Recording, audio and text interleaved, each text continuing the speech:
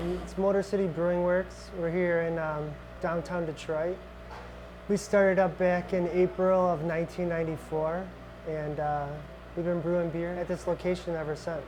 The brew was started by John Leonardos in April of '94, and it started with just a little garage set back here on West Canfield.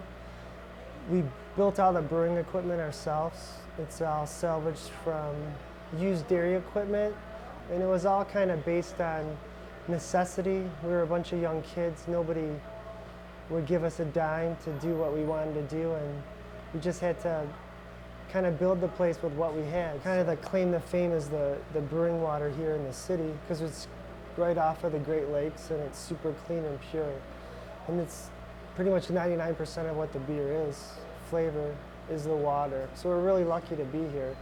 Dros use the water here, which, you know, I don't know about all the young kids if they remember what Stroh's is. Mainly all the rest of the beers that we make, like Ghetto Blaster and the Pale Ale, they're all hops that are grown in Washington State.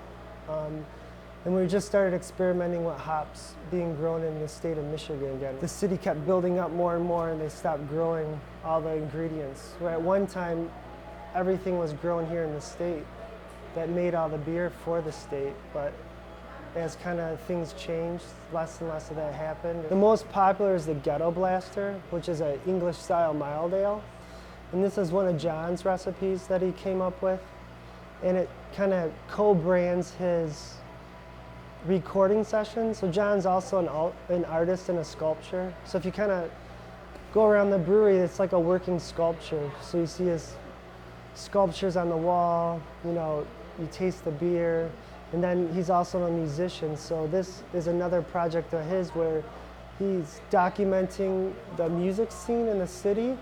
So it's a co-branding thing with recording the local artists. So he'll have bands play here and he'll record them. Last thing, like, is there anything else that you wanted?